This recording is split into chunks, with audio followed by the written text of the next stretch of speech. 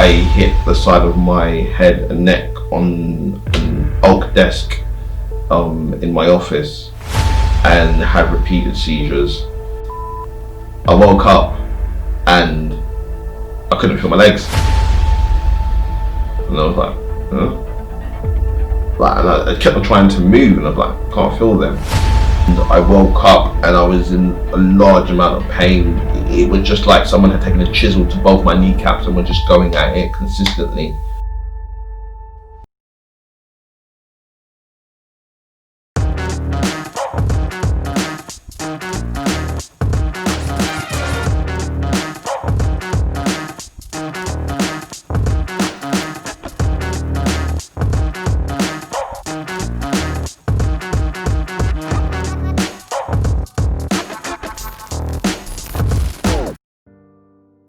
Why did you leave teaching? Because you're no longer teaching. So I absolutely enjoyed teaching. I'm still involved in that and we'll touch on that a bit later on. But the reason why I left teaching, and it feels like we're saying again, I had another severe epileptic attack, but this time it was on, let me set the scene here. Last day of term, the kids are, summer. My year group have been were really well behaved. I knew I was going to be able to dismiss them on the bell. There were going to be no kids behind. We had a holiday booked. Yeah, I had a holiday booked to Dominican Republic. And then I had a bad seizure, but I hit the side of my head and neck on an oak desk in my office and had repeated seizures. And I had to be taken to hospital, so through the school and everything. And yeah, it was a really bad seizure. Woke up in hospital and was really foggy of where I was. But the big thing there was I woke up and I couldn't feel my legs. And I was like, huh? And I kept on trying to move and I was like, can't feel them. And then the doctors came round and I was explaining this to them and they thought maybe I'd come back in a couple of hours, maybe I landed on something. Couldn't feel them. A couple of days went past, couldn't feel them. And they were doing a test and they couldn't see anything that was causing this. And I think the hardest thing for me during that moment was those 2 or 3 days, but it seemed like a lifetime, is in your head, you're building up the courage to ask the doctor, am I going to be able to walk again? But you don't want to ask it in case they say no, but you still want to know. So I put up the courage to ask the doctor and they said, well, you see how it goes, we take one step at a time, which essentially means we don't know. Yeah. You see me? So that was probably one of the scariest parts of my life. Pain. Yeah, so I think it was on the 3rd day towards the end of the day, the feeling came back in my legs, but it came back with a vengeance. I was sleeping and I woke up and I was in a large amount of pain. It was just like someone had taken a chisel to both my kneecaps and were just going at it consistently. And I was heavily dosed on painkillers for the pain consistently and it was still fighting its way through. So I ended up being in hospital for just under a month. And I essentially had to learn to walk again. So physio in hospital while I was there, and then still going back weekly for physio, hydrotherapy. Yeah. So hydrotherapy was that bad where I could only make the steps properly in water unaided in a sense. I remember always coming back from physio and just being wiped out completely. And one thing I need to say with this is that during that period, my family and my friends were absolutely amazing. There was always someone at the hospital around my bedside, I never felt alone when I was in hospital. So that was really challenging. And from the side effects from that attack, I now suffer with chronic knee pain. and this is something that is going to be with me for the rest of my life. So I'm in pain every day. It just depends the level of pain that I'm in. That's the thing there. Yeah, I mean, that particular episode was very difficult because it was a massive surprise. I mean, we'd gotten used to the idea that, okay, he has epilepsy, okay, he has seizures, okay, sometimes he has more seizures if he doesn't take his medication properly, if he's not consistent. Okay, maybe stress and other factors might be a reason for him to have more seizures. But then this particular seizure, as you said, summer term, stress levels weren't particularly high. I was chilled, man. Yeah, it was the wind Sounds down. like a real Got rid of hit. exams, you got rid of kids, really. It was the wind down. But then having a seizure, you know, going to hospital on the last day of term and seeing you say that you couldn't walk was just unbelievable. It was so surreal. And the next phase of you being in that you were in so much pain that you physically couldn't get up and you couldn't walk. You couldn't walk. Your legs would just give way every time you tried to stand up. Was heart-wrenching to see and know that nothing we could do could help you. And the doctors at that time, I know they tried to do so much tests of you, but every time the doctors came around, it was just so unhelpful because they do all the tests. They'd they test your patella, they test your reflexes, etc. And they look at the knee, they'd x-ray the knee, and they could see no visible sign of physiologically what was wrong with the knee. But yet they knew that there was ligament damage and they knew that the ligaments were a little bit weaker. So they could see that there was some degeneration in the knee, but they couldn't understand why. And it was like, what had happened with this seizure to be so severe that it's caused this crazy nerve pain that we don't understand and nobody understood. Even now they don't really understand. No, they don't understand. And can't be angry at them. It's just they don't understand what's causing it. And like I said, it's part of my life. But why I started laughing was I remember, I think he was Eastern European, the doctor that came round, and he was, do you remember? You know what I'm gonna say? And it was Eastern European, and he was like, right, take your top off, and then he lifted up my legs, and then he was like, he felt your thighs, your thighs and quads, and were like, ooh, you work out. No, it wasn't even that, Sherry. He was like, you work out. Why are you so muscular up here and you don't work out your legs? and I was just like, Back up! Mind your business, that's all. Mind your business. ever since he said that to me, when I got back to the gym, he's actually always in the back of my head of like, you haven't done legs. You never know when you might go to hospital, when a doctor might accuse you of not working out legs. So yeah, work out legs, guys. Let's be even. Yeah, you called him the butcher for a little while. Yeah, he was rough, man. So the butcher. Yeah, the butcher. Yeah, he used to dash me around. It was like, oh, I was like, Sherry, the butcher's coming. Oh yeah. But yeah, that was a difficult time, and I think that's when, I know, where the medication got surreal, where it was like taking nearly 30 tablets a day just to be in a position where I could function, so it's going through just from your epilepsy tablets and then your pain tablets, then you've got other tablets to make sure you protect your stomach, and you've got other tablets to make sure you don't throw up from that, and then there'll be times where I'll be on morphine as well. So that was tough, like managing the different medications, the side effects of the different medications. Do you remember the box? I do remember the little Medicare boxes. It looked like Skittles. They did look like Skittles. And every time we were going out, when you were up to it and you were on crutches, obviously, because you had to regain strength in your legs, and when you got to the point where we could go out in crutches, if you were wearing crutches and we drove somewhere, I'd be like, you've got your medication. Do people wear crutches? Carry them. Use crutches. Which one is it? Use crutches. Yeah. You sometimes we're still a little bit stubborn about using the medication still, because I suppose the effects are more pain at that time. Okay. At that time, I think you were still quite stubborn about taking the medication correctly or as prescribed, because something like morphine, it reached a point where you didn't really want to take it anymore, despite the fact that pain was really high. Yeah, I didn't really like. Well, let's be clear. I've never liked taking morphine. It makes me serious opiate drug. Yeah, it makes me hallucinate. I talk a lot of nonsense when I'm on it. I insult people quite a bit. So I feel sorry. So I apologise to people that were around me. But yeah, it just makes you feel really like lethargic. And bearing in mind, I also wanted to go into school and teach.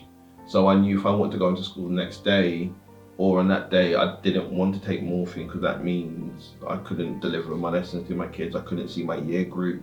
So it was things like that. And I think that's, in the end, I had to leave teaching because even though I had recovered, I found that I was out of school than I was more in school. And I still had responsibilities with my year group and my exam class, and I felt like I was letting them down.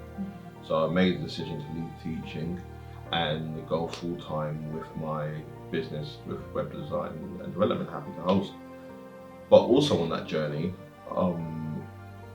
I had met a gentleman called Ben, and I was already introducing Google at my school, but he encouraged me to get my certifications. So I took that on, did that, and started doing some bits and pieces with a Google professional development company that supports schools in terms of switching over to Google or implementing Google in their company. So I was doing that and doing the business. And I just want to step back a bit, if that's right, because one thing I haven't really talked about is Just a Guy. So I started that to document my recovery from the second severe attack of epilepsy. And people would read the blogs and it would just give them an insight into it. But I was getting some really good feedback, and people were like, oh, maybe you should go to schools and talk as well, or maybe you should speak at different events. So I did some radio interviews. And then I thought, actually, why not turn this into a foundation, and work with disengaged and disadvantaged individuals. And that's what I did. So I started a foundation with some encouragement from friends, former colleagues. And I think that gives me that kind of equilibrium where I'm able to obviously do the web design stuff and get the buzz off that, do the Google stuff and go traveling with that. But I think where I've developed that passion with working with kids, I think that's what I was missing. So I'm now able to go into schools and work with those kids that essentially were me, that needed someone to basically say, hey, you're messing up here. Or actually, sometimes just saying, actually, you're not a pain here, talk to me, The thing that is really impressive and something that I really admire in you is that those difficult times, and there are others, obviously we haven't talked about everything today, but you've really been able to sort of reinvent yourself, rebuild yourself and grow and put yourself into a situation where you can be positive and where you do want to exceed and where you do want to support and encourage and motivate other people. And that is such an important quality that you have, and I love that about you. That Thanks, babe. That you always want to push on and do better, and you want others to do better as well. And I work in education as well, and certainly we see kids that have hardship, or adults that have hardship, and you never really know what someone's going through until you talk to them. Absolutely. And your work really is important because you look at you look fit, you look healthy, he runs, he cycles, he gyms, he has muscles. But obviously there are other sides of you where you have to manage pain. Yeah, so there are some days, and thank you for bringing that up, some days where, like Sharon said, I can go and do all the activity and be as active.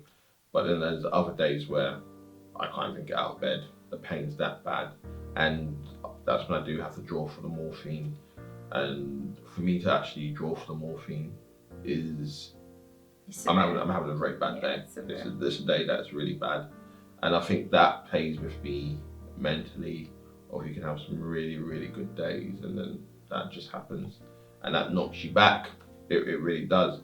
But I think you mentioned something here where you said how I've kind of grown and stuff like that. And I think what I want to make clear is that wasn't overnight. It wasn't just physical. I think during some of those periods, I wasn't a nice person. You know, I had to change everything about my life, essentially. But it's like when a footballer's out injured for a long period of time, you always hear that you get the chance to work on yourself and think about other things that are important. I think that's what I did. I was able to grow emotionally and mentally as well during that period. And I think for that, it did make me a better person. I'm more empathetic towards others. You know, I'm able to talk clearly about what my feelings are.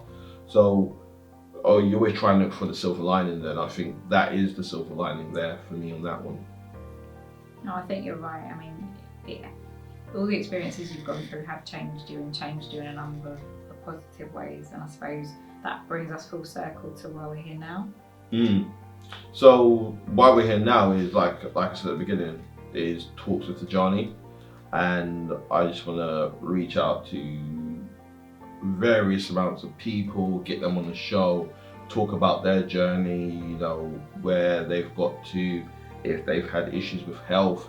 But what I'm actually looking for is ordinary people doing extraordinary things. And that can look like anything. It's in the eye of the beholder. And I want to just give people a platform to come on and talk about that. So if you're interested, get involved.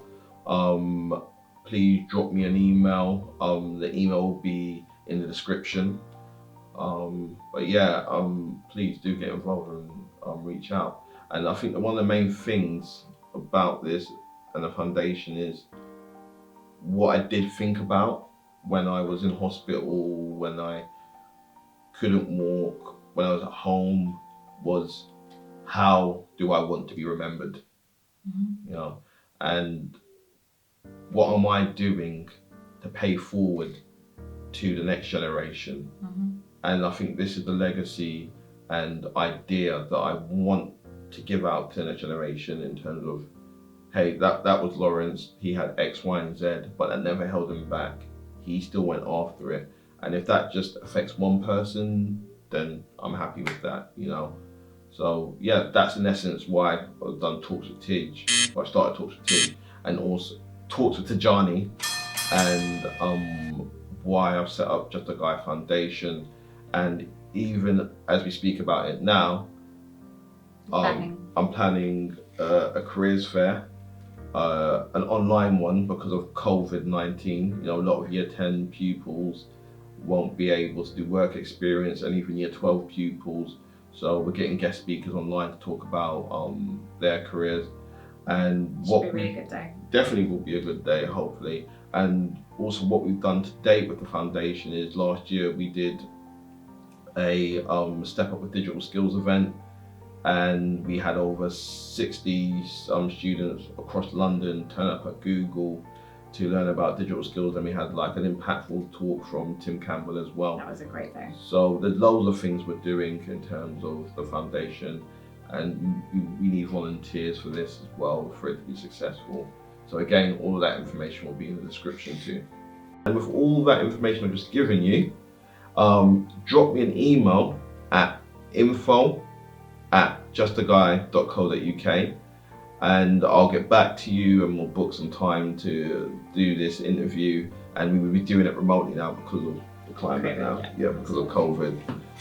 But yeah, please do get in contact. We're looking for volunteers, we're looking for people to come on the show. Yeah.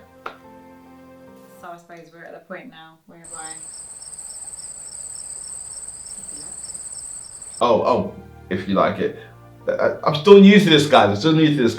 So if you liked what you saw today and you enjoyed it, please like, comment and subscribe, and also share with your friends as well. And if you're listening back to this on a podcast platform and just listen to the audio, please do share with your families and friends. And please give us honest feedback, or give me honest feedback, because this is new to me. Yeah, it needs to be. But I've done it. We've done it. In fact, I want to say a big thank you for being on the first ever Talks with Tijjani. All right, you're welcome, babe. Yeah. Right, are you just trying to run off that? I am. Okay. But guys, remember, like, comment and subscribe. And also follow me on Instagram, justtheguy_LT. You can also find me with the same username on Twitter as well. Thank you. Thank you. Bye.